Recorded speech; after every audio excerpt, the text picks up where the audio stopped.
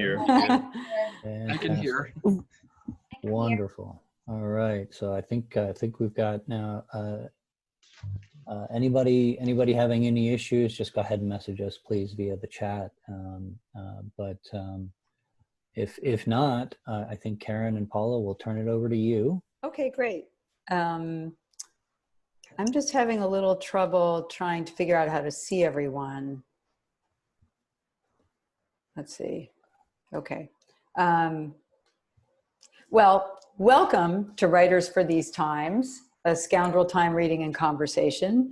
Thank you to our audience and to all of our writers for being here. We're so grateful to be hosted by Sean and 1455 tonight and to be participating in the second annual Summer Literary Festival. We hope you'll help them spread the word about the festival on social media and sign up for their newsletter. Tonight's reading consists of recent essays and poetry from our Scoundrel Time literary journal engaging with the pandemic or with racial injustice.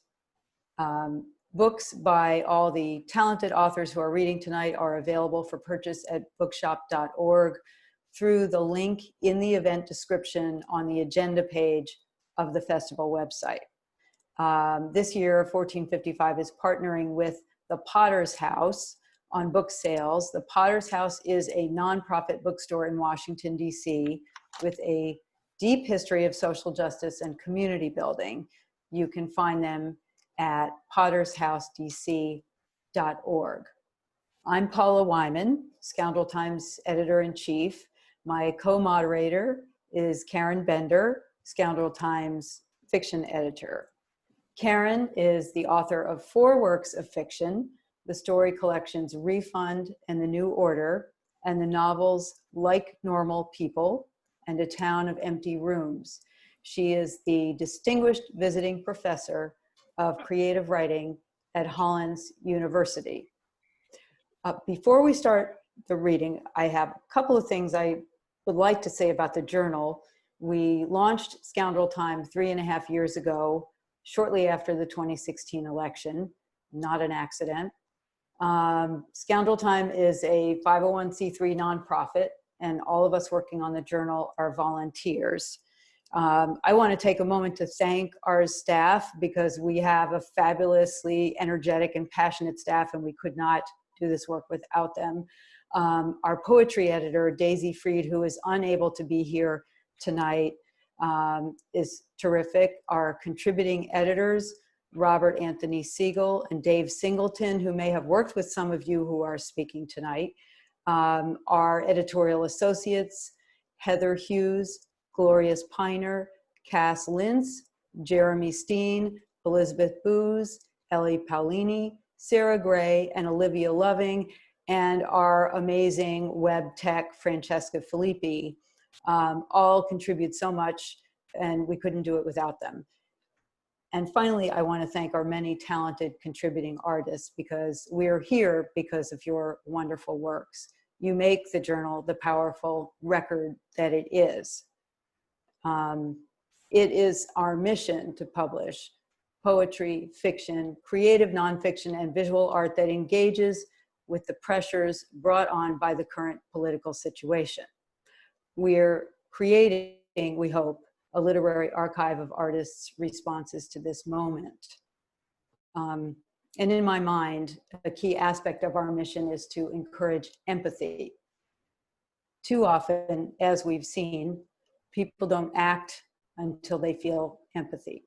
And they often don't feel empathy unless it is unless an experience has touched them personally. I think artists can create that experience through story in whatever form. And the artist's empathic sensibility works its way under the skin of the reader and into their heart. I think the works we publish, the works you'll hear tonight, can reach people that way. That's my hope. Now for the main event, we have 10 writers of essays and poetry with us tonight. Each of them will read for up to 5 minutes. We'll introduce each reader briefly. Complete bios for everyone are on the speaker page. Our first reader is Russell Thornsburg. Wait, Paula. Yes. Paula, we didn't introduce you. You didn't introduce me. Okay. So Paula is the founding. I skipped right over that. Order. So Paula is a founding editor of Scoundrel Time. She's the author of the Link story collection, You May See a Stranger. Her stories have appeared in Plowshares, BQR, McSweeney's Quarterly, and the Hudson Review, and she's vice president of the McDowell Fellows Executive Committee. And yeah, we're going to start with Russell Thornsburg. And just briefly before, I was thinking today about the role of art in reaction actually to propaganda, and sort of how we feel, I think, as people, just weighted by all, by all the propaganda that's in our culture, and how that's about domination. You hear, the White House trying to discredit Fauci, or NYPD saying they used restraint during the protests, which they did not. And then looking at art and how art is, how propaganda is not about connection, but art is. Art is about connecting through individual experience, creating, valuing the individual emotional experience, and how that it may not be comforting, it's not supposed to be, it's supposed to be real. And that's what we look for in our work, is things that are real and responding to what's going on in so many ways. So yes, then we're going to start with Russell Thornsburg with the nonfiction dispatch, I Lost Both My Jobs, on Wednesday. A bio. Russell Thornsburg is a 2015 graduate of the UNC Wilmington MFA in Creative Writing. He earned a BA in English in Creative Writing from the University of North Texas, and lives in the Dallas-Fort Worth Metroplex. So Rusty, take it away. Thank you so much, Karen. Thank you for having me at your reading today. I lost both my jobs on Wednesday. Like many in the hospitality industry, I worked multiple jobs to provide for my family and myself. I lost both jobs on Wednesday, March 18th. My full-time job was at a fine dining steakhouse in a live-work-play development in the far north suburbs of Dallas, Texas. Like any restaurant, we are a family. We gossip, we squabble, we celebrate each other's accomplishments and milestones, and we help each other on and off the clock. In the weeks leading up to the closure, there was a daily text message to all serving staff asking who wanted to take a cut, as we only had X number of guests on the books. X, starting in late February, was a number in free fall. Those of us with spouses and live-in significant others were taking the cut more and more frequently, so that those of us who had only this one job as income could make some money. In response to the growing public health crisis, the steakhouse voluntarily changed our operating procedure the week before all dine-in was banned. Things that were once communal, jars of pickles on the tables, caddies of condiments brought to the table with entrees, were gone. Surfaces that multiple guests touched regularly were now disinfected by the quarter hour. My part-time job was at a wine bar I'd worked at on and off for nearly a decade. I worked there because I loved the people I've met there over the years. Guests I run 5Ks with, guests whose in-home Christmas parties I've bartended, and guests who sent me care packages of food and wine while I was in graduate school 1,000 miles away. These people are my family too. The wine bar's response has been something else. A notice was posted in the window the first week of March stating that the company was reinforcing hand washing among staff, like hospitality professionals don't already wash our hands at near compulsive levels. That kitchen staff would be wearing masks as soon as they arrived from wherever, and that management would be monitoring our health and sending us home if we appeared ill. It seemed anti-employee, like the company was worried about us making guests sick, not the other way around, or not, perish the thought, guests making each other sick. Most North Texas restaurants have now shut down except for takeout and delivery. Steakhouse chose to shutter for now to protect our health. They invited us to come in on Wednesday afternoon to make a care package to take home. All perishables, bread, vegetables, desserts, salad dressings, and sauces were available for the taking. Our management seemed genuinely bereaved, and our general manager was urging those of us making these to-go boxes to get more food. Is that enough? Take more.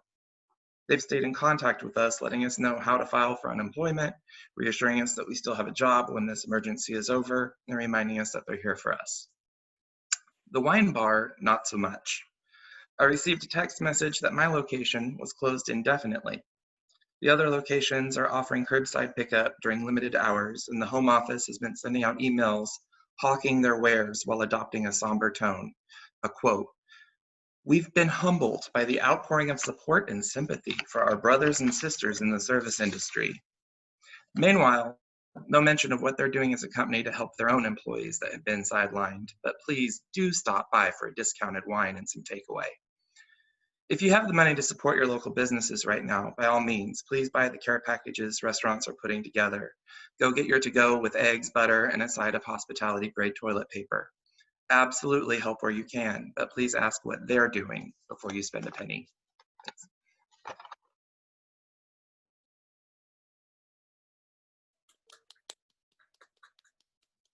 Thank you, Russell. Our next reader is Dana Sachs, who's reading a nonfiction piece called The Trip Home from College. Dana Sachs is the author of 4 books, the novels If You Lived Here and The Secret of the Nightingale Palace, and 2 books of nonfiction, The Life We Were Given, Operation Baby Lift, International Adoption and the Children of War in Vietnam, and The House on Dream Street, Memoir of an American Woman in Vietnam. Her articles, reviews, and essays have appeared in magazines including the National Geographic and the Wall Street Journal, and she is one of the founders of Humanity Now Direct Refugee Relief, an amazing organization. Dana, go ahead. Thank you. I'm so glad to be here. So yes, I'm reading The Trip Home from College. On Monday, I drive 6 hours from North Carolina to Atlanta to pick up my son Sam from his university.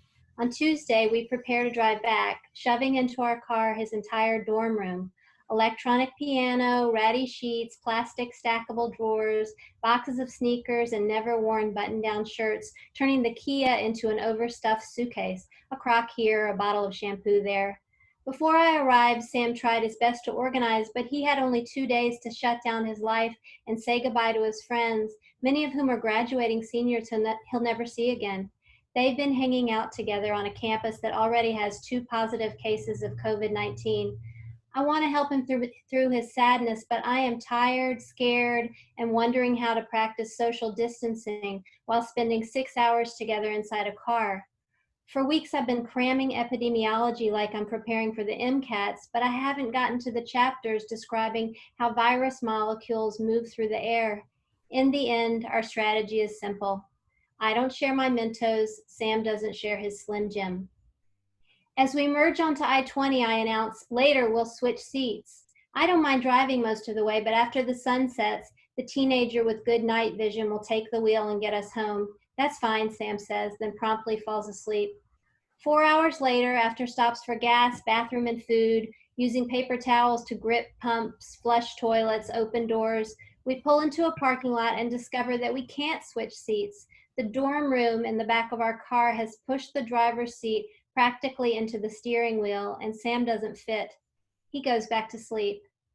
I drive, leaning forward, clutching the wheel, my eyes squinting at the road as the sun sets and the Carolina farmland turns soft and hazy, then gray, then disappears. I think about the expression on the face of the maintenance staffer at my son's university who told me, "These are my kids and they're all leaving me." I think about the lobby of a Burger King in South Carolina, seen through a window at 5 p.m. on a weekday, empty with its chairs upside down on the tables. I think about the exchange I overheard between 2 convenience store clerks somewhere off I-95 as they tried to figure out if they will have jobs next week. They'll keep us, won't they? Of course they'll keep us, won't they? And I think about my phone conversation with my friend Hope, sheltering in place in San Francisco, who utters a single desolate wow when I tell her that it's not just the Bay Area, but also the rural South and maybe the entire world that seems to be shutting down. And we both realize at the same moment that this serious thing keeps getting more serious, and that at this point, only the outer bands of Hurricane Coronavirus have reached the United States. I think about how the situation has become very grim, and I wonder who will die. The GPS tells me I have 90 minutes left to drive through the darkness with my bad night vision, and I've finished the mellow Alexander McCall Smith audiobook that has kept me from obsessively following the news. And that's the moment when Sam wakes up and says, "I'll play you music." And while he's plugging in his phone, I become extremely irritable. And I say, "I'm tired and I'm the one driving, so you can only play what I want to hear." And these mom words could be dynamite thrown at a teenager, except that Sam is kind and his music taste extends beyond his beloved hip hop.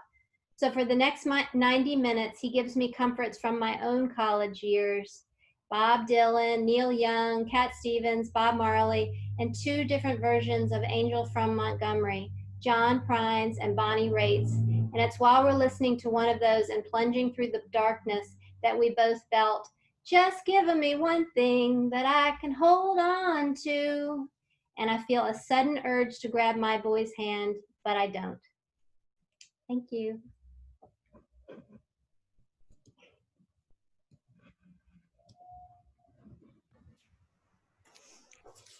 Our next reader is Robbie Gamble. Robbie Gamble's poems and essays have appeared in Coal Hill Review, Rhino, Rust and Moth, Solstice, and Under the Gum Tree. He was the winner of the 2017 Carve Poetry Prize and the 2019 Soundings East Flash Nonfiction Prize. He holds an MFA from Lesley University and works as a nurse practitioner caring for homeless people in Boston. He will read from his essay, Barriers. Thank you, Paula. It's really great to be here. Barriers. The homeless man, whom I'll call Gerald, hunched on the end of my exam table, gingerly picking at the metal shield taped over his left eye. It happened like this, see? I was out panhandling, and with this new virus thing, I've been trying to keep to myself, so I moved down the block from my usual spot. I'm standing there with my sign and my can for maybe 5 minutes, and a guy I've never seen before comes up, says I'm in his space. Before I say anything, he lands a shot right here. I think he was wearing a heavy ring or something, because I feel a pop and a squelch, and blood starts pouring from my eye socket, and right away I know my sight is done. He sighed. I was trying to do the right thing, stay apart from people as much as possible, you know? And because of that, I lose my eye. I lean forward and sigh too, trying to express as much concern as I can with just my eyes above the line of my mask. The Oxford English Dictionary lists a number of definitions for the word mask, beginning with this. From the French masque, a covering for the face and related senses. Here we are in this pandemic, covering our faces to protect ourselves and each other from a virus, while at the same time uncovering newly raw emotions we sense in one another: fear, grief, bewilderment, empathy. The mask is a barrier to keep us safe. How to keep it from being a barrier to our humanity? A covering for the mouth and nose made of fiber or gauze, designed to filter dust, microorganisms, etc., from air inhaled or exhaled, especially by theater staff during surgical operations. I'm a nurse practitioner, and I've been working with homeless people at Boston Healthcare for the Homeless Program for 20 years. I'm astonished at the speed with which my clinical world has been transformed since mid-March, when our program geared up for a wave of COVID infections to sweep through our vulnerable homeless community. Starting on March 31st, all clinical staff members were each issued one surgical mask to wear for the entire shift. At that time, at that rate of use, our program had on hand a 16-day supply of masks. Since then, we've procured more protective equipment, but on that day, I appreciated how precious a 35-cent pleated surgical mask can be.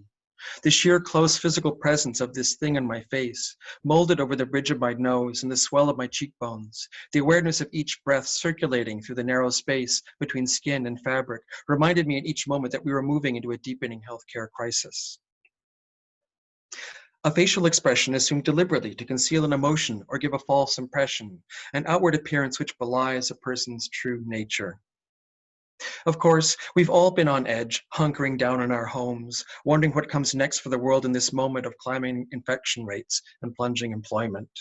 I tell myself I'm fine, and on the surface it's true. My wife and I both have secured jobs for now. We have a roof over our heads and a well-stocked pantry. So I put on a calm demeanor and focus on the immediate tasks at hand. But each night I wake up in the pre-dawn and lie there for an hour or so, wondering. I'm not paralyzed with dread, but I'm not calm either. A likeness of a person's face in clay, wax, etc., especially one made by taking a mold from the face itself. From the Middle Ages up into the 20th century, a death mask cast from wax or plaster that had been molded on a deceased person's face was a form of commemoration for kings and other eminent persons, such renowned figures as Henry VIII, Beethoven, and John Keats. In the 19th century, death masks were sometimes cast of unidentified bodies so that family members might be able to identify them later on. Now, ICU nurses hold up iPhones to FaceTime a last glimpse of a dying COVID patient to their families sequestered at home. I think of those families with no last words or touch to commemorate the loved one they lost so suddenly to this virus. I think of my homeless patient Hugh, who once told me his biggest fear was dying by himself. It can get crazy out there, Rob, but in the end, we all look out for each other. Nobody, I tell you, nobody wants to die alone. One night, I took the dogs out for a late loop around the block. The full moon was luminous, mostly hidden behind clouds.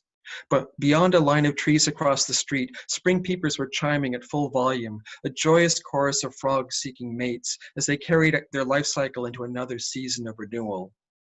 For a moment, the world was so achingly beautiful that it masked the human suffering and loss I knew was unfolding farther out there in the night. Suffering and beauty. I had no idea which side of the barrier I might be standing on. Thanks.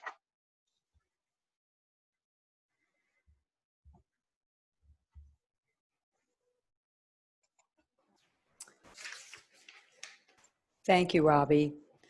Our next reader is Clifford Thompson. Clifford Thompson is the author of 4 books, including, most recently, What It Is, Race, Family, and One Thinking Black Man's Blues. He is a painter and a member of the Blue Mountain Gallery in New York City. He'll read George Floyd, Derek Chauvin, and the New Gold Standard. Thank you, Paula. Thank you to Scoundrel Time and to 1455. So this is George Floyd, Derek Chauvin, and the New Gold Standard. Here are some seemingly unrelated facts. One of my daughters used to babysit a young boy in an apartment down the hall.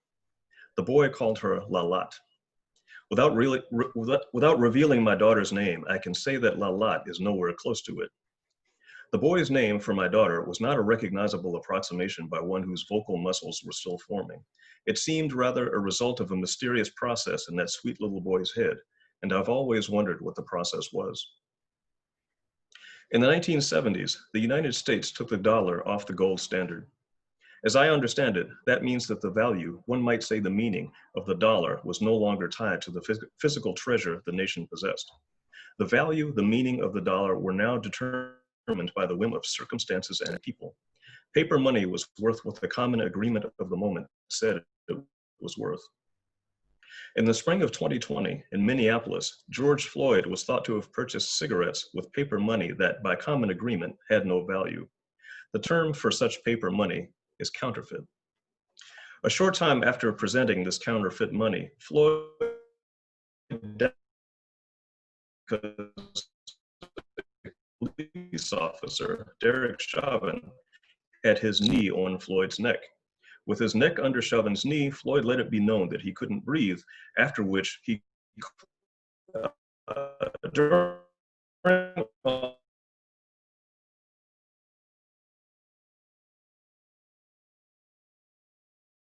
was.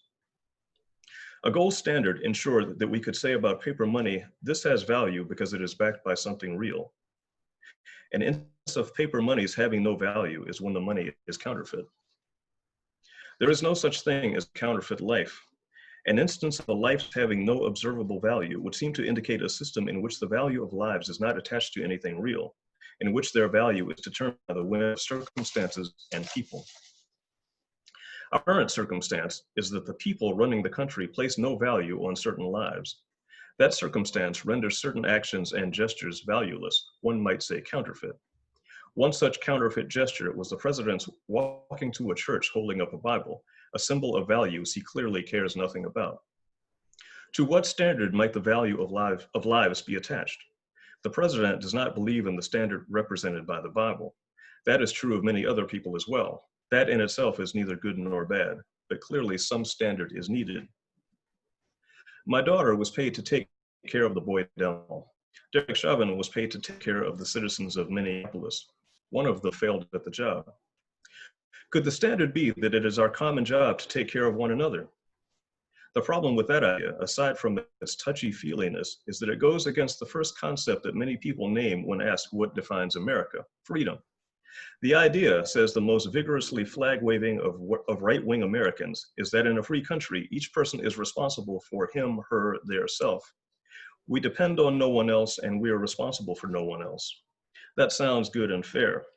We will leave aside the fact that no one makes it on his, her, their own. We will leave aside the fact that historically and currently, some of us are more free than others.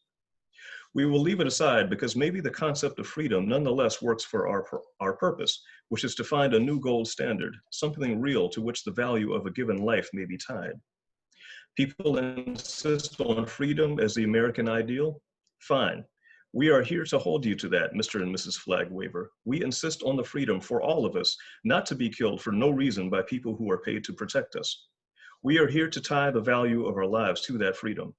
That way, the circumstances and the people involved in a given situation don't matter.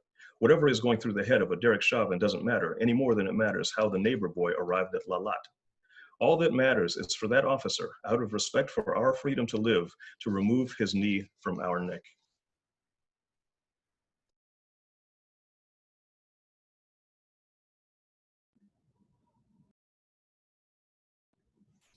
Thank you so much, Clifford. That was amazing. Our next reader is Sebastian Santiago. He was originally from San Juan, Puerto Rico, but grew up just outside of Detroit, Michigan. He attained his English degree from Central Michigan University, where the focus of his studies was creative writing with concentration in poetry.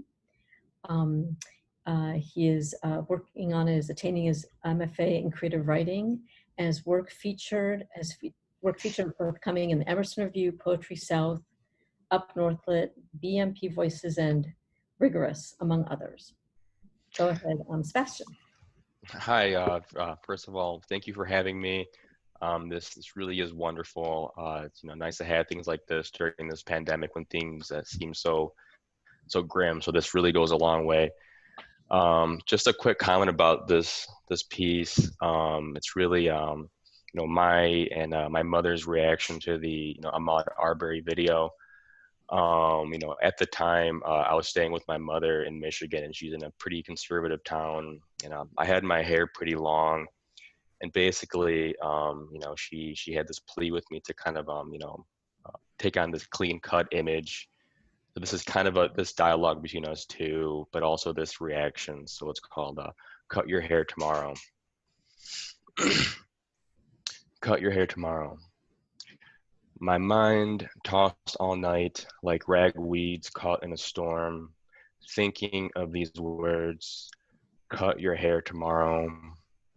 What my mother said to me after watching a video where yet another innocent black man was killed. This one going for a jog, this one 23,701 days since Emmett Till, this one Ahmaud Arbery. I lay in bed, picking at the threads that keep me together, looking for what's inside. Will I find the shades of my own strength? Cut your hair tomorrow. Her fear that my long, curly, Afro-Taino hair will be nothing but a black bullseye. Cut your hair tomorrow. The words I still heard as I watched the video, as he ran away collapsing, shot 3 times. The bullets and ellipses emitting him from this world.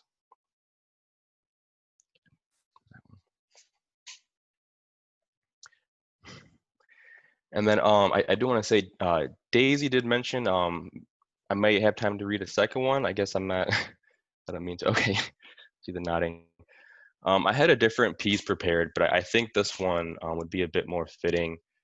So just a quick note, this is an after poem after Dylan Thomas's Do Not Go Gentle Into That Good Night.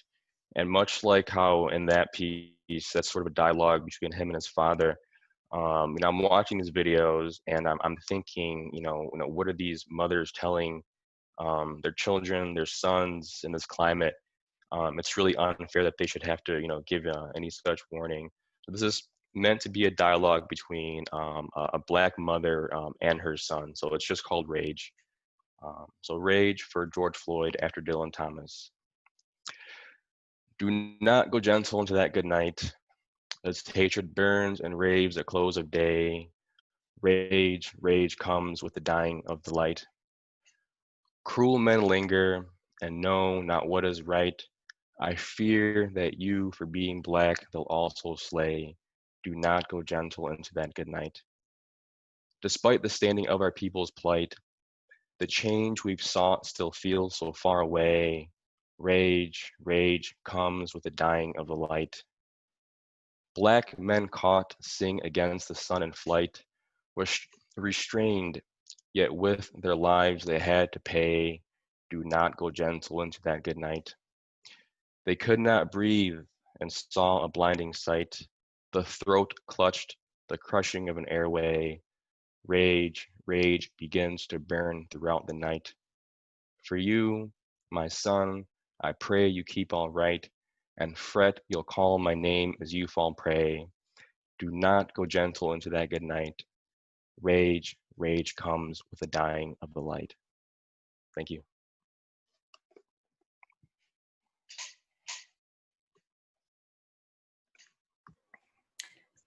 Thank you so much, Sebastian. Powerful. Our next reader is Rebecca Chace. Rebecca Chace is the author of 4 books, Leaving Rock Harbor and Capture the Flag, both novels, Chautauqua Summer, a memoir, and June Sparrow and the $1 Million Penny, a novel for middle readers. She's also written plays, Colette and The Awakening, which is an adaptation of the novel by Kate Chopin. Ms. Chace adapted her novel, Capture the Flag, for the screen with director Lisanne Schuyler. She is an associate professor of creative writing and director of the MA program in creative writing and literature at Fairleigh Dickinson University. She'll be reading from The View from My Bed. Thank you, Paula, and it's really an honor to be with all of you, hearing your words. I'm I feel lucky to be here, so thank you for having me. The View from My Bed. Because the blue and gold pot on my windowsill is made from Prague glass, it seems to glow in the dark. There are 4 small windows in the bedroom where I'm living now, deep wells set into the low wall of an attic with a sloping ceiling. Each window is about a foot square, and the objects placed in front of them have no purpose. They can't be used to hold a window open or tether a tiny curtain across the inset glass proscenium. I often see this small lidded bowl reflected by the light from the taxi company across the street. The taxis have been parked in the overflow lot for 2 months now, but the light stays on all night. I sleep less in the time of Corona. Dateline Brooklyn, spring 2020. The painted gold bands circling this pot are covered with small glass flowers, and the lid has a sturdy knob of dense blue glass. It is an elegant object, made for hairpins, cotton balls, or face powder on a dressing table. A container for objects of adornment, it holds nothing but light. I have never placed anything inside it, or had a dressing table with a cushioned bench to match, as if putting on makeup was similar to playing the piano. I've also never played the piano. The glass pot was one of a set of 3. There's a matching perfume diffuser with a tasseled rubber ball, made to press scent between thumb and forefinger, 1 squeeze under each ear, a 3rd on the hollow at the base of the throat. I don't remember how I know this. My mother never wore perfume. It's something I picked up along the way. The final piece in the set is a bottle too large for perfume with a gold-painted glass stopper. I have never filled either bottle, though I appreciated the gift when it came to me years ago. The diffuser and the bottle are wrapped in thick socks in a drawer under my bed to protect them from breaking. It's not that I don't adorn myself, then, now, always. They probably came from a flea market or antique store. They look as if they belonged to someone from before I was born. someone with a proper dressing table, and all three objects arranged in a semicircle as they readied themselves for an evening out. These objects are too delicate to be kept in a real dressing room, where the lipstick, makeup brushes, moisturizer, cough drops, and pressed powder are packed up quickly at the end of the night on your way to the bar. The glass pot on my windowsill gives me pleasure.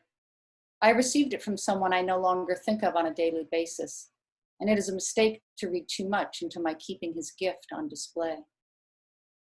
In the I Ching, grace is number 22 of the 64 hexagrams that can be formed by tossing 3 coins 6 times. The symbols that form the hexagram for grace are the mountain, keeping still, over fire, clinging. Quote, this hexagram shows a fire that breaks out of the secret depths of the earth and, blazing up, illuminates and beautifies the mountain, the heavenly heights, end quote. But the oracle warns against grace. It is not the essential or fundamental thing. It is only the ornament and must therefore be used sparingly and only in little things. I am here to defend the unessential in a time of enforced stillness. There is the fundamental nature of the rounded lid with its dependable knob. There is the hand that painted pink and white petals on top of the gold bands, circling in miniature bouquets. My window is in a city in the middle of a plague that has stilled the world, above a street that is neither quiet nor leafy. For 5 years, I have kneeled by this window in the middle of the night, jolted awake by curses and shouting, afraid to call the police, who only make things worse. Most of my neighbors need doctors, not cops, and there are no doctors available for them here, especially now, but always on this street, in this city, in this country. I have listened, sleepless and hidden, but never reached for the phone. The light inside the empty bowl is the fire inside the mountain.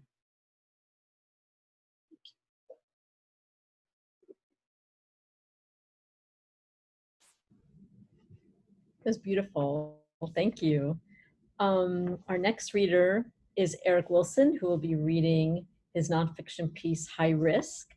He's been published in New England Review, Carve, Literary Hub, Fifth Wednesday Journal, Massachusetts Review, Carolina Quarterly, and Epoch. His work has appeared in the Pushcart Prize and O. Henry Prize anthologies, and he has taught German at UCLA and Pomona College and fiction writing at UCLA Extension. Take it away, Eric.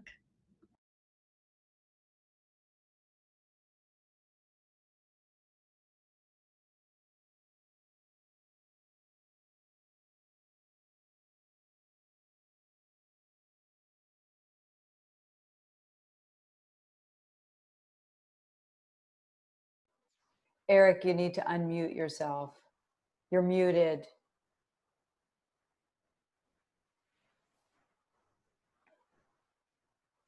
You see the little microphone, you just hit it, and let's see if I can do it.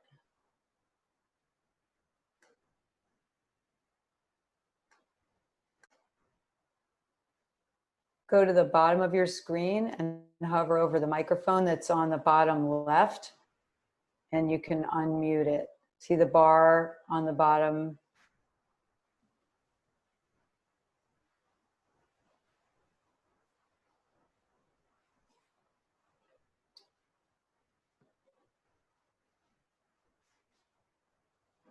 Just, Okay. great. I'm not very computer savvy. So I'll start again. Okay, Karen, thank you very much. This is called High Risk. Right before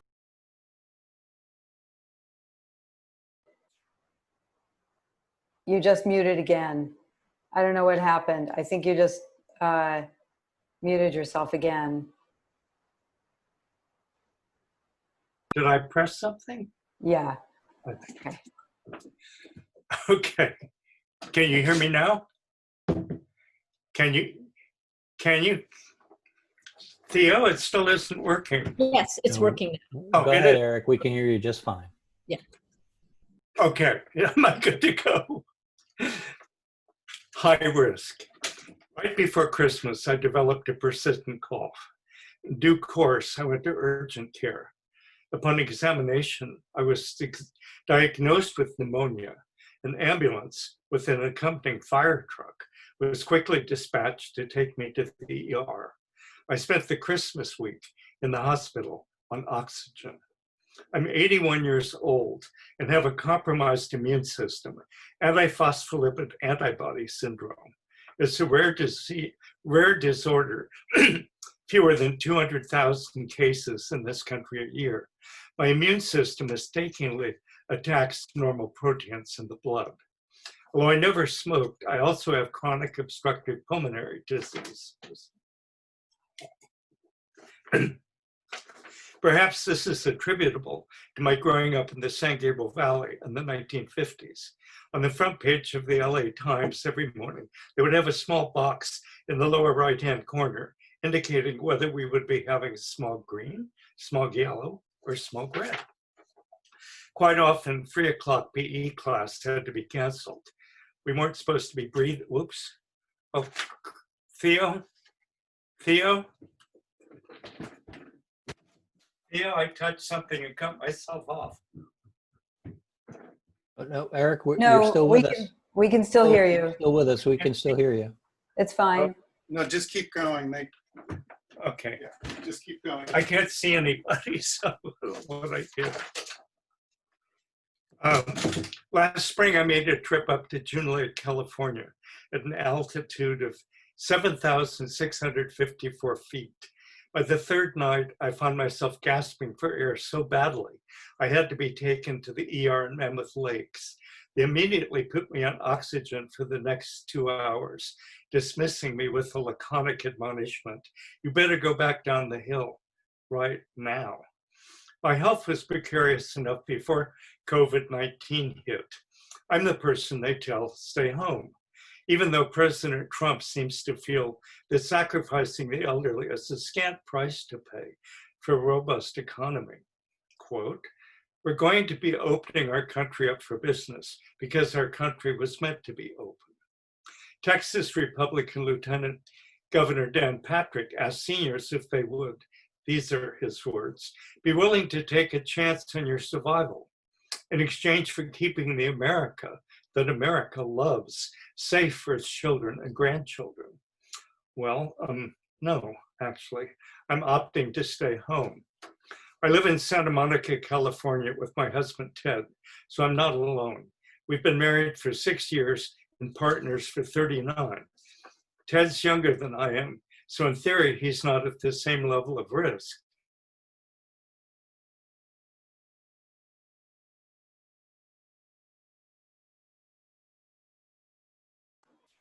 I think your screen may have frozen. I think we have a... Are you frozen? The screen froze. I can't see anybody. We can see you now, Eric. Eric, actually now it's working again. Okay, I can't see anybody there. But we can see you. We can see you. We're having all our supplies and groceries delivered, even though what's available on any given day can be capricious. No chicken breasts available, no mole sauce, no Schweppes tonic water. I haven't been in another building since March 11th. We take long walks, including on the boardwalk down by the beach. The neighborhood streets are oddly serene, almost no cars.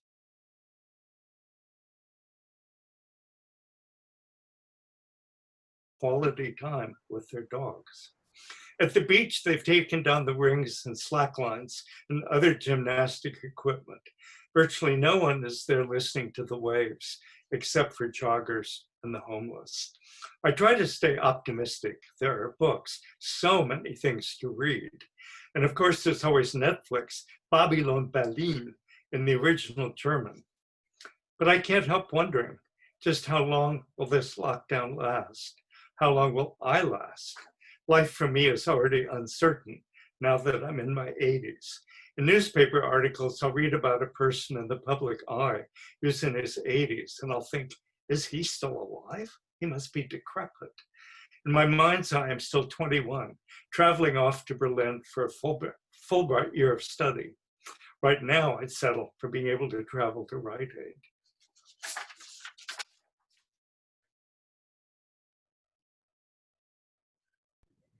Thank you, Eric. I love your piece. Can you see me? I can't see anything. Yeah, no, now now you're done. Our next reader is Qian Zhang, who is going to read a nonfiction piece called Where is Our Spring? She is a translator and a bilingual writer. Before she moved to the United States, she was a reporter for China Daily, China's biggest English language newspaper. She earned a PhD in communications from University of Pittsburgh, an MA in dramatic literature from Shanghai Theater Academy, and a BA degree in English literature from the Shanghai International Studies University. She translates articles and documents from Chinese to English and vice versa, and currently she's revising her novel, Tea Time with Superman. Go ahead, Qian. You need to unmute yourself, yeah.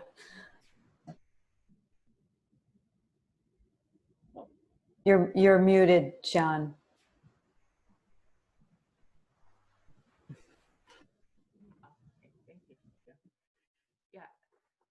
Before I start reading, I'd like to thank editors of Scoundrel Time, especially Paula and Karen, for giving me the opportunity to share my work with wonderful people here.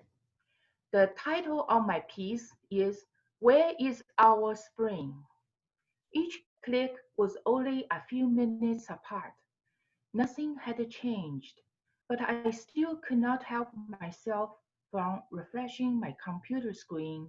It was the Johns Hopkins COVID-19 Global Tracker. Yellow pollen was in the air. Today was the spring equinox. I glanced at a shopping list by the computer. It had been there for a week. Should I go to H-Mart this weekend? My phone rang. It was Mama calling from my hometown, Shanghai. I pressed the answer. Her head covered in white hair turned up. The last time I saw her in person was 2 years ago. Are you okay? What are you doing? Have you had breakfast yet? Drink a lot of water with herbs. Stay at home. Don't go out. If you have to go out, wear a mask. She tended to transform a question of concern into a volley of imperative sentences, especially when she was anxious. Mama had been following the news of the States. 2 months ago, even when she was in the middle of the plague, she was not that intense. We were sent home yesterday afternoon. I broke the news to calm her down. We start to work from home today. I can try to find masks here and send them to you. Does the mail still work there? Do people still work there? Can you get them? With a litany of questions, her image on the screen swayed. People here wear masks anywhere, even when hiking a hill. Don't listen to the media. Wear a mask wherever you go, especially going to H-Mart. She ended her speech on a decisive note. She knew I liked the seasonal fruit and vegetables in the largest Asian store in the area. Spring was a season of abundance there. Bamboo shoots were among my favorites. They were usually on market around the tomb sweeping day. Mama, no one here wears a mask unless one is sick or works in a hospital, I said, trying to sound as much assured as possible. Every day I read news of Asians wearing masks, being harassed or attacked in public places. But some infected people show no symptoms. Just be cautious. Stay away from the crowd. Mama, I live by myself. Well, that's why you need to be more cautious. You had asthma when you were a baby. It often attacked you in the dead of night. I took you to see so many doctors. Finally, you grew out of it in your adolescence. But never drop off your guard, she said. It's a bad time to get sick. It's bad to get sick at any time, I said. She chuckled. I clicked refresh. It was buffering. The internet was slow. Do you have enough food in the freezer? Yes, plenty. I have 2 packages of red bean bombs, a box of Korean pancakes, 2 yellow croaker fish, 1 pound of shrimp, 3 packages of ground pork, and 2 packages of Wonder wrappers. I read the shopping list aloud. She chuckled again. I felt relieved with her blessing, but I was still desirous rhetoric going around the country. An Asian market could be a soft target of hate crime. The Pittsburgh Synagogue massacre flashed across my mind. Soon you can make bamboo shoot soup with pickled pork, Mama said. She believed in the healing power of fresh seasonal food. I grew up having her bamboo shoot soup in spring. Yes, spring is here, I mumbled. Where is my spring? Where is our spring? It's late here. Talk to you tomorrow. Bye, Mama. Good night. I put down the phone. The screen was still buffering. Noticing yellow pollen here and there on the screen, I picked a Skillcraft wipe and started to clean it. Suddenly, the numbers of total confirmed infections and deaths jumped up in front of my eyes. I was startled. They were much higher than a moment ago. I wiped the screen with all my strength. Before long, the screen was clean, but the numbers stayed like blood stains. They refused to be erased. This spring, there will be a lot of new tombs to sweep. I picked up the shopping list and tore it into pieces. Hopefully, next spring, I will have Mama's bamboo shoot soup. Thank you.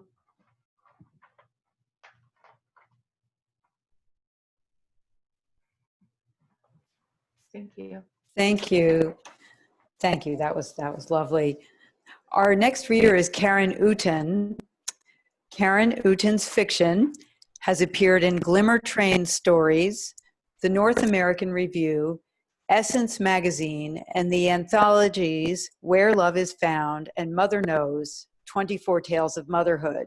Her essay on typing and salvation appeared in the anthology From Curlers to Chainsaws, Women and Their Machines. She is a 2018 recipient of the Rona Jaffe Foundation Writers Award and has been a fellow at both the Institute for the Humanities at the University of Michigan and the Pew Fellowships in the Arts. She'll be reading her essay, Fear Will Not Save Us. Thank you, Paula. It is so great to be here. This is a really wonderful event. Thank you so much for inviting me. Fear will not save us. In 1967, when I was 7 years old, I learned to pace at night. Those were nights when my father and his fellow Black ministers in the Tioga Nicetown neighborhood of Philadelphia held ride-alongs with Police Commissioner Frank Rizzo's cops to prevent police brutality. My mother kept a quiet, somber vigil on those evenings. I recall the stillness of the house, the fact that she wore her shirtwaist dress and sweater late into the night, kept her shoes near the door, ready. So I paced too, until my father came home and the world as I knew it was secure again. My parents did a good job of roping off the world enough so that I felt overwhelmingly safe within my boundaries, yet an undertow remained.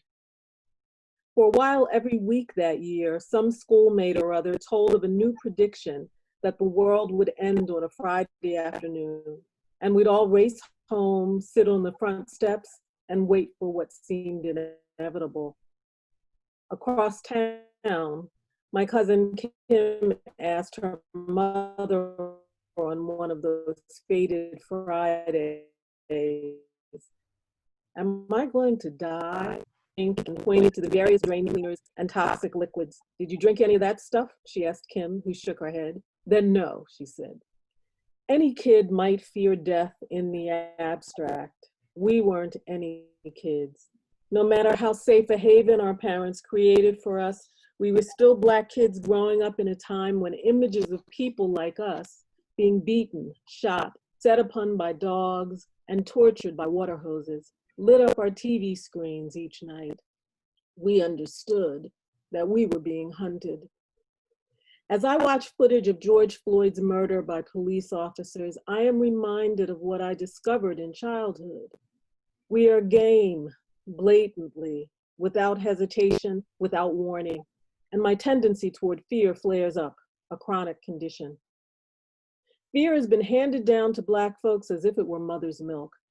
It kept our instincts sharp, kept us alive and away from the lash.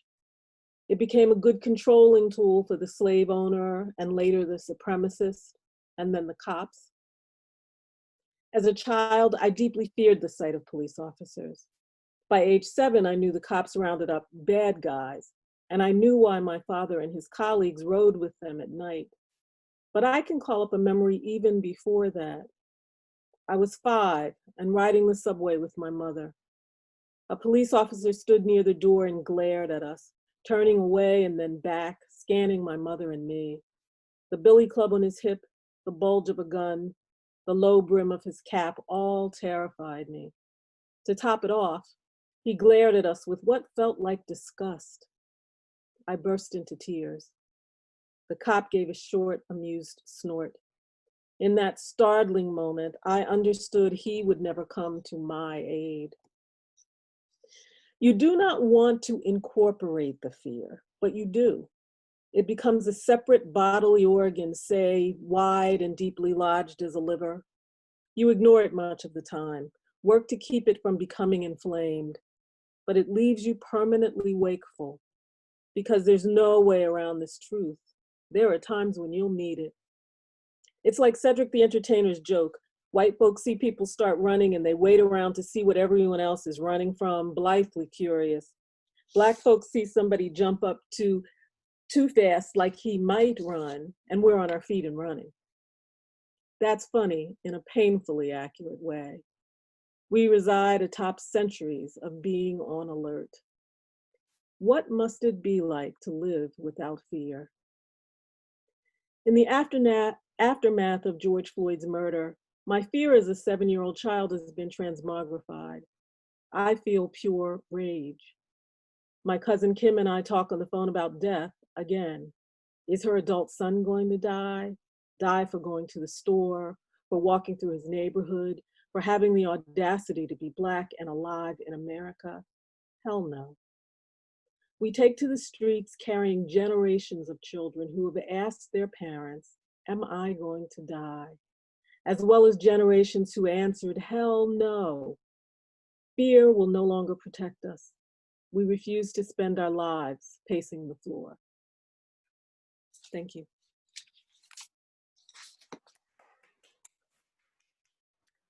That was terrific. Thank you. Our next reader, our last reader actually, is Shane McCrae. Shane's most recent books are The Gilded Auction Block and Sometimes I Never Suffered.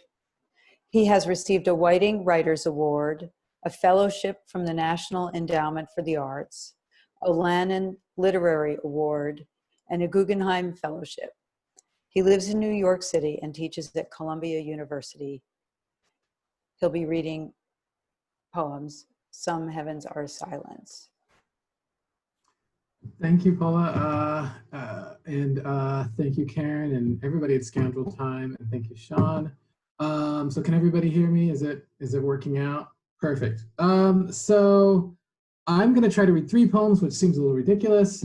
Not only that, but the first one is not in keeping with the mood at all. It is a love poem, but I'm going to read it anyway because just a little bit over 2 weeks will be my 11th anniversary. And so I thought I would start with this.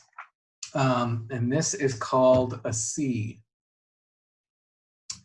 We huddled in the smallest room, or 2 of us, 2 people might not make a huddle. We leaned together, your head on my shoulder sometimes, my head on yours, my hair, the new gray hairs that part the black hairs from the black, exactly as if once they were a sea, now parted by emerging land. The gray hairs touching your jaw where it meets your neck, the slope between your jaw and your neck, touching your ear, and when you leaned your head on mine, your ear must have rested then on the narrow line there, across the gray, from black to black, exactly as if to make a bridge, as if you might hear the secret that would hold the sea together. So this is the piece that appeared in Scoundrel Time. It is called Some Heavens Are All Silence. Listen to my last breath. You'll hear each breath I've drawn since my voice changed and the sound got deeper. Incline your head. Pull down a shroud from the heaven white folks get peace. Privacy from pull one down to cover us. I know you got a ladder or a string, a ladder in your pocket straight and tall. A white string made of white strings twisted tight together and it hangs above your head. You pull and a ladder rolls down from that heaven. White folks pull grave by grave to earth. I know y'all got a heaven just for y'all and a God who don't speak or don't make y'all listen. Listen, incline your head. That is the voice of God, that breath. And the last one I'm gonna read is, so today I got the British edition of my next book. I don't have the American one yet, but I got the British one. And so, because I'm very excited by that, I'm gonna read one more poem. So this book is the conclusion of a long poem that has gone over 3 books. And one of the characters in this poem is Jim Limber, who was a mixed race child who was sort of informally adopted by Jefferson Davis in the last year of the Civil War. In this book, I sort of imagine something of Jim Limber's afterlife. In all of these poems, except for one, he is in heaven. I'm going to read the one where Jim Limber is in limbo. And this is called Jim Limber Burning Where No Fire Is. Such as I've been, I am, I never was bad or a good boy, except as I was born bad, like you know the badness in a glass of fresh milk, if you leave it in the sun, will be exposed by the blazing inquiry. Bad like the sun won't make it fresher, not bad like a white boy's badness lights the sky with a strange second sun that dies unnaturally from the sky, that while it shines down on him makes the ground he walks a stage. And when it dies, he is himself again. A living Negro never walked a stage. We are the ghosts of who comes after us, and their memorial, I bet I was sent to limbo, because whoever watches wasn't sure what good and bad things I had done, but saw the good and bad things millions of Negroes had done before me on my back, and couldn't add the figures up, and thought limbo was good enough, and not to darken heaven, darker than heaven has to be. Or it might be a storm of Negroes in heaven. I bet whoever watches sees a storm of Negroes piled high, thrashing on my back. Whoever watches sees a pile of Negroes, thinks they're thrashing because it's so many in one place, but the thrashing's all the rush of the eye from one black body to the next, and it's no thrashing in the bodies, but the wrong is in the eye. I bet whoever watches didn't see I had a storm of Negroes on my back, but it was a black cloud like the black clouds I've seen in the far heaven I've seen from limbo, like the clouds I've seen from which I've seen stars born, such storms as are the glory of the dark. Thank you.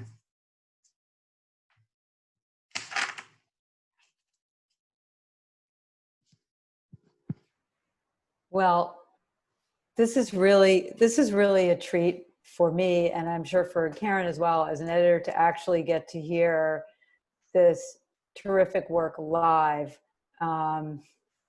it's all so powerful, and all of you are so talented, and your voices are so unique. I really appreciate your willingness to do this and to share your work with us. It looks like we do have some questions, and I want to invite the audience to post questions in the Q&A box. And before we take the questions, I'd like to take a moment for Karen and I to talk a little bit about what we look for in the journal, in the work we publish in the journal. Why don't you go first, Karen? Yeah, first, yeah, that was such an amazing reading. I just love the variety of the work, you know, that you all have such distinct voices, and it's just so powerful. How everyone's processing everything. So thank you all for reading. So I edit fiction, which is not represented at this reading. We had nonfiction and poetry as we thought as kind of really urgent ways to kind of respond to what's happening. But we have some amazing fiction on the site. I just want to mention a little of it. I think I look for fiction. I look for honesty and strangeness. I feel like, you know, art is this individual prism, and where we participate in another person's experience. It's the closest we have to briefly becoming someone else. It helps us understand a person and also be understood. So I feel like some of the pieces that I have that are really, I mean, they're all great, but some recent ones are Robert Earps has a chilling examination of male rage in A Standing Offer, which is really a powerful story. There's a beautiful and moving story, 20,000 Cities by Chika Onyenezi, about a young brother and sister in a small town in Nigeria who find what they think is a lot of money and think they're really wealthy, and then are not. Megan Howell has a really powerful story, Dream Girl, about friendship and trauma and racism on a college campus. Zachary Crane has a story, First Day Back, about going back to school after a high school shooting.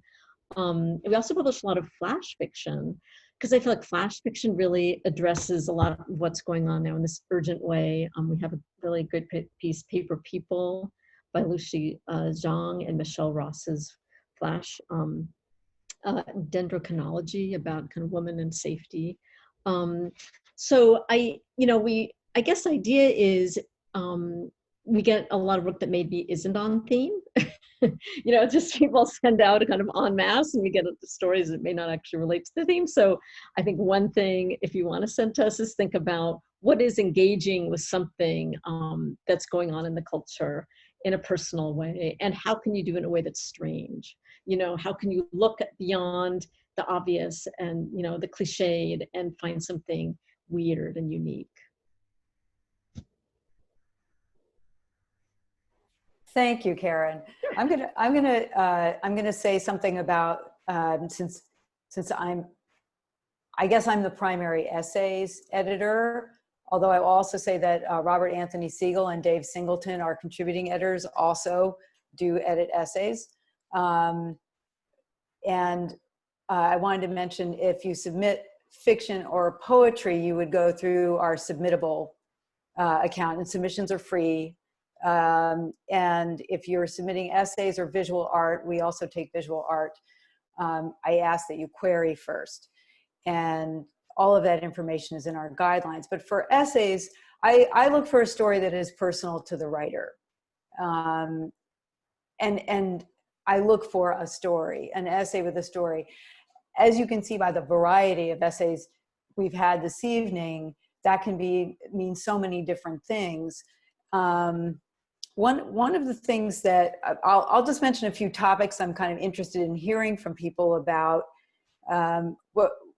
One thing generally is I'm interested in these personal stories of from people, on people, cultures, and landscapes that are under threat in some way, and because of the things that have been happening. And I'm interested in seeing some work that engages with climate change, climate injustice, food insecurity, employment insecurity, healthcare, And I really urge underrepresented artists to submit work. On any of those topics, any topics, just try us. There is obviously a wide range. Daisy Freed, our poetry editor, unfortunately, she was supposed to be here tonight at the very last minute. She couldn't, and she was disappointed to not be able to be here. She gave me some information that she wanted to share about how she feels about the poetry in the journal. So I'd like to read what she has to say about that. She said, "Some people say that all poems are political, and I tend to agree in the abstract. And in fact, engagement with poems, the attention and humanity required to write or read them, is an act of resistance at this particular moment. I'm also excited to be doing this editing work of looking for poems, all kinds of poems, which are personal and specific responses to immediate public and political situations. Politics is weather to everything we do. Making poems and sharing them seems to me to insist that we are not alone in the world, that we care about the world in a way that transcends greed and abuse of our fellow human beings and of our planet."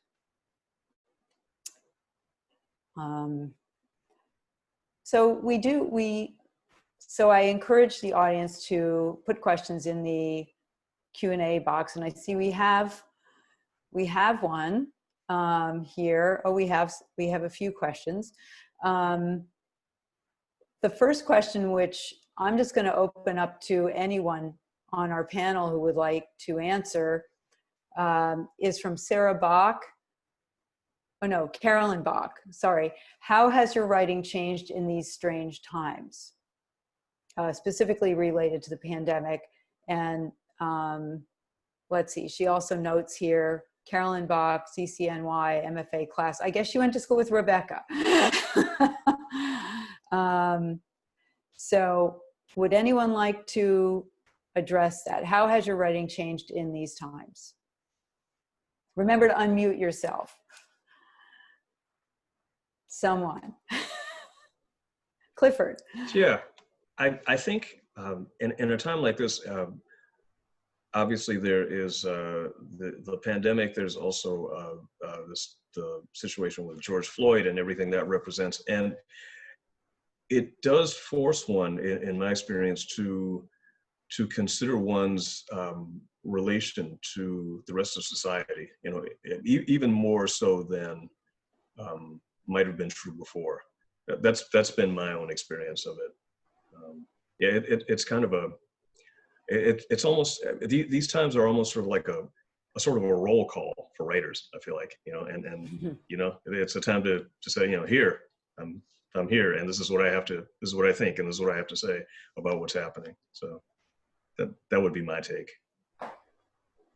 Great, thank you. Anyone else like to comment? I would agree for that.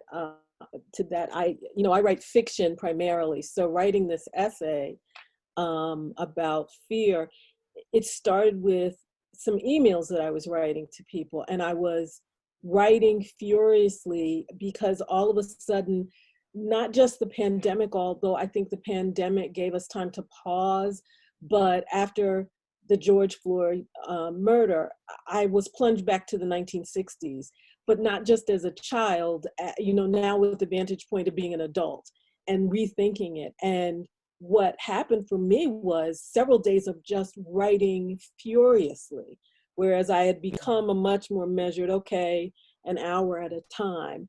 The floodgates just opened for me. And so that's been a good thing, I think. Thank you. Would anyone else, Robbie? Yeah, I'm sort of I've had two very distinct minds.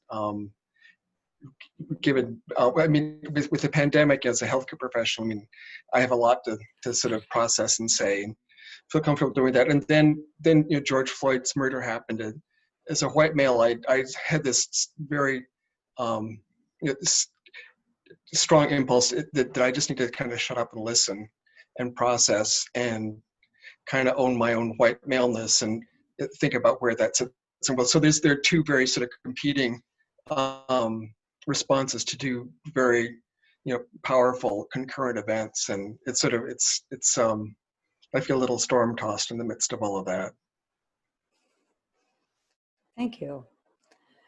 Anyone else? We had yes, Sebastian. Yeah, just very quickly. So as a poet, all of these crazy events, like the killing of George Floyd and Ahmaud Arbery, and having lost my job, I was also laid off. I was teaching English in Europe when this all began, and I came back to the States, which I question that choice in hindsight now a little bit. But it's a different conversation. But no, it's just, I feel like with my poetry, it's always like capturing the emotion at hand, and there's been so much going on, and I just haven't really had a choice. I've been like forced to write constantly. So I've been producing more than ever. But it's just bittersweet, like I'm being productive, I'm being creative, but it's also bittersweet, so in many ways, I guess I've been affected. Thank you. Anyone else? We have, I suppose it's kind of a related question. Another audience member is asking if anyone has experienced writer's block related to these times. If so, how have you dealt with it? Rebecca. I wouldn't say, no, not writer's block, thank God, though who knows, tomorrow. No, but what I think has been kind of interesting is, because I write fiction and nonfiction, is that the nonfiction, I kind of can relate to some of the urgency that other people have been talking about. And the fiction, even though I'm continuing with it, it feels, because I'm working on this novel that is set before any of this happened. And so I've had conversations with other fiction writers about, what about this world of before and this world of after in terms of the pandemic? I mean, not obviously in terms of white supremacy, but it's really been an interesting tension, I think, to kind of, I don't have an answer for that, but it's definitely an ongoing conversation with myself and some writer friends about, this world. And so if you have a fictional that's all in realist fiction, it's an interesting thing to be thinking about. Thank you. Anyone else on that? I wonder if that is specifically a fiction writer problem, because I'm also a fiction writer, and I've heard I don't know about you, Karen. I haven't been able to write anything I liked for 3.5 years in fiction, so not sure why that specific time period. I don't know what it could be. I think it can be motivating. I think there are times when it does feel like it's coming out, and you really have to address something that feels really urgent. I think it can be both. And there are times where you just feel like, what do I have to say? So right. What could I possibly have to say? What can I say? But I do think it's important that we do say things, because art is the way to strike back at all of this. One way. And also the idea of art leading to action. I just feel like there is something really important that art does have an important role in getting people to act in other ways and to look at those connections. Karen, you had a question, I think. I think you had mentioned you had a question for me. I think I just put you on the spot. I had a question. I thought you had a question for the readers, but I'm okay. Let's see. Well, I think we're running out of time. So what I'm going to do, I have too many screens open also, so bear with me a moment. Okay. Scoundrel in chief, Trump, said Sebastian. Oh, I have one thing about the question about, the writer's block related to these times and how have you dealt with it or not, which might be helpful. I don't know, which is that once when I was going through, there was just so much happening one of those times. And someone gave me the advice to just like write down what happens. Don't worry about like making it, just keeping even a list. And I feel like we're in a time that's full of so much change and so much, that's just something if you don't know what to write or how to approach, like just write a list of, what's happening today, maybe might be helpful. That was good advice for me once. That's a good prompt. Yeah. That's a useful prompt. Well, I think we're coming up on our time. So does anyone have any last comments before we close? No? Okay. I wanted to, first of all, thank you all. Thank you all so much for your work, and thank you for being here. And thank you to our audience. And I want to remind everyone that these writers' books are available at the bookshop.org link that's on the event page, and at pottershousedc.org, and at any independent bookstore near you. We like independent bookstores. If you like the work you heard today, which I can't imagine you didn't, please visit Scoundrel Time for more, scoundreltime.com, and consider subscribing to our email newsletter in order to be updated whenever new work is posted. The subscribe link and a donate link can both be found on our site, should you be so inclined. We are a 501c3 and all donations are tax deductible. Also, please follow us on social media, Twitter, Facebook, and Instagram if you use those things. And thank you again to Sean and 1455. And remember that you've all of our participants also are registered and you can attend any panels you choose. This festival is free to all. A video of this session will be posted on the 1455 website for anyone who didn't get to see it in person. And if you like what you're experiencing at this festival, please consider a tax-deductible donation to 1455litarts.org to help them continue these wonderful free programs.